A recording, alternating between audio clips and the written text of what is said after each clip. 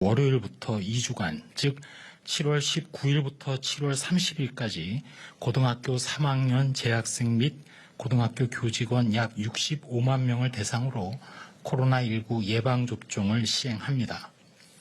이번 접종은 각 지역 예방접종센터에서 화이자 백신으로 실시가 되며 관할 교육청과 접종센터가 사전에 일정을 조율해서 학교 단위로 지정된 일시에 접종을 받게 됩니다. 고3 대상 접종은 처음으로 실시되는 청소년 대상군 접종으로 보호자와 본인의 자발적 동의 하에 접종 대상자와 보호자가 안심할 수 있도록 각 지자체와 교육청이 긴밀하게 협력하여 사전 준비에 만전을 기하고 있습니다. 학생들은 교사 선생님의 지도에 따라 접종센터를 방문하여 백신 접종을 받게 되며 접종 당일 건강 상태가 좋지 않을 경우 연기할 수 있습니다. 당부사항입니다. 모든 접종 완료자는 예방접종 후에 15분 내지 30분 동안 접종 기관에 머물면서 이상 반응 발생 여부를 관찰하고 귀가 후에도 적어도 3시간 이상 주의 깊게 관찰해 주시기 바랍니다. 접종 부위는 항상 청결히 유지하고 접종 후 최소 3일간은 특별한 관심을 가지고 관찰할 것을 권장드립니다. 예방접종 후 이상 반응으로는 접종 부위 통증이나 붓기, 발적 등의 국소 반응, 또 발열, 피로감, 두통, 근육통, 메스꺼움, 구토 등의 전신 반응이 흔히 발생하지만 대부분은 2, 3일 내에 증상이 사라집니다.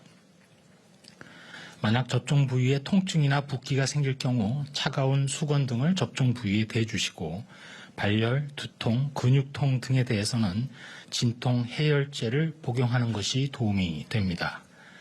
아울러 1차 및 2차 접종 후 각각 일주일 정도 고강도의 운동이나 활동은 자제해 주시기 바랍니다. 만약 39도 이상 고열이 발생하거나 일반적인 이상 반응이라 하더라도 일상생활을 방해할 정도로 증상이 심하다든지 또 이틀 이상 지속되거나 또는 알레르기 반응 등의 증상이 나타나면 의료기관을 방문해서 반드시 진료를 받아주시기 바랍니다. 만일 아나필락시스 등 중증 알레르기 반응이 나타나면 즉시 119에 연락하거나 가까운 응급실을 찾아주시기 바랍니다.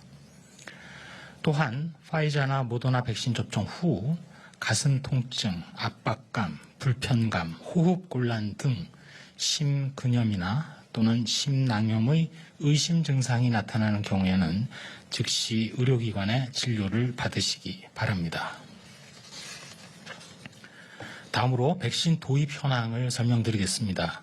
일요일인 오는 7월 18일 개별 계약된 아스트라제네카 백신 118만 8천 회분이 공급될 예정입니다.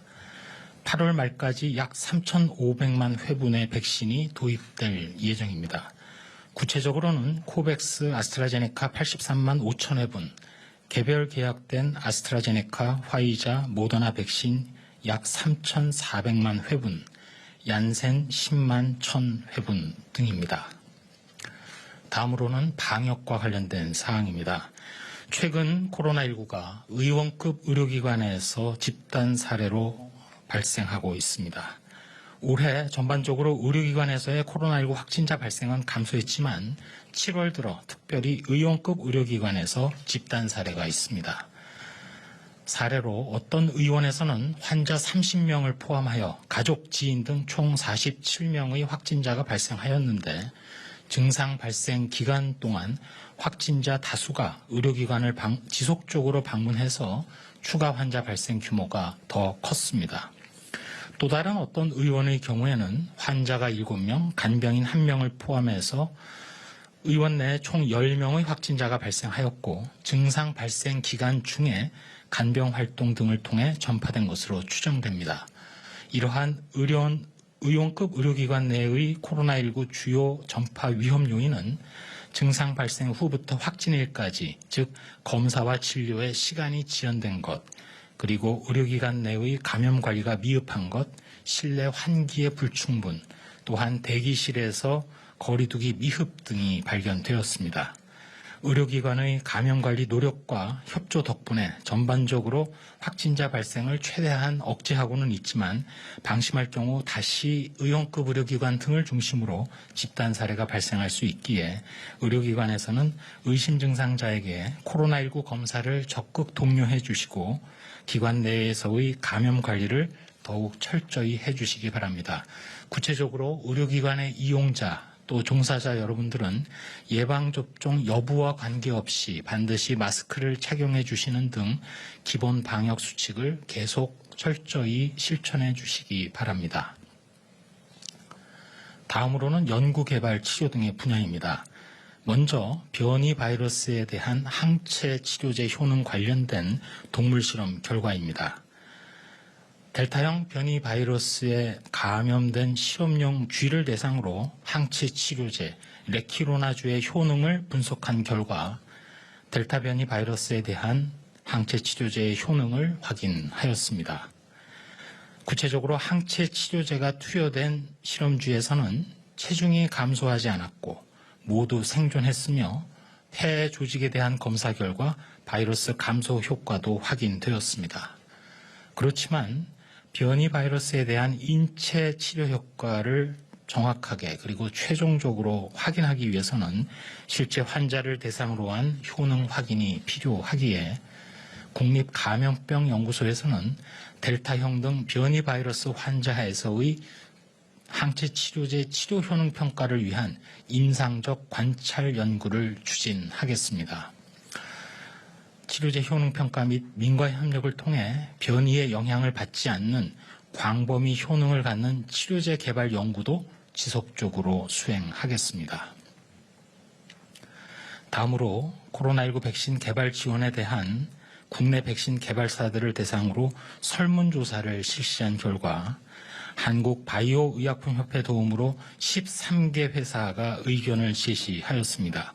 그러한 의견들을 통해서 제약회사들의 애로사항을 확인하였습니다. 이에 대해서 국립감염병연구소 공공백신 개발지원센터를 중심으로 해서 구체적으로 임상시험 검체 분석을 지원하고 또 생물안전 3등급 실험실을 제공하며 표준화된 시험법 및 표준 물질 등 코로나19 백신 개발에 필수적인 인프라를 제공함으로써 기업의 임상시험 진입 장벽을 해소하는 데 최대한 노력하겠습니다.